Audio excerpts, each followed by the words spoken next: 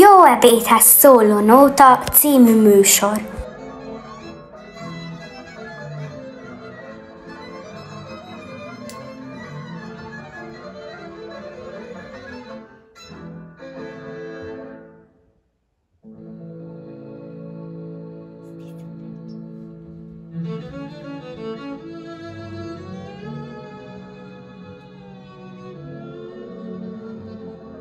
Tiszabecsen járunk, a Szőke folyó partján.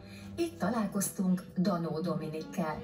Ő az a fiatal, aki a közösségi média felületeken egyik pillanatról a másikra lett népszerű azzal a videójával, amelyen Petőfi Sándor egyik legnépszerűbb versét szavalja.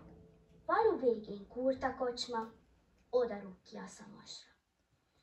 Meg is látná magát benne, ha az énem közeledne. Az éjszaka közeledik, a világ lecsendesedik. Pihen a komp, kikötötték, benne hallgat a sötétség. De a kocsma bezzeg hangos, munkálódik a cimbalmos. A legények fúrjongatnak, szinte reng belé az ablak. Kocsmárosné, aranyvirág, ide a legjobbik borát. Vén legyen, mint a nagyapám, és tüzes, mint ifjú babám. Húzd rá, cigány, húzzad jobban, táncolni való kedvem van. Eltáncolom a pénzemet, kitáncolom a lelket. Szerettem a verseket tanulni, leginkább a Petőfi versek állnak hozzám legközelebb. A Nyíregyházi Hangszínmusical színtanoda növendéke vagyok, szeretem a színészetet, szeretek énekelni, és egy más karakter bőrébe belebújni. Számos Petőfi versből később nóta lett, de magának Petőfi Sándornak is volt köze a népdalokhoz, nótákhoz.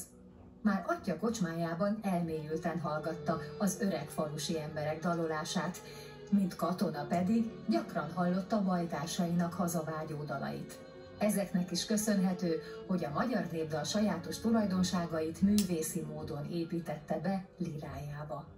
Kisosz Kálmán zenetörténész tanulmánya szerint 184 dalszerző 510 zeneművet írt, 202 különböző Petőfi versre. Ezek közül már több is felcsendült a mi műsorunkban.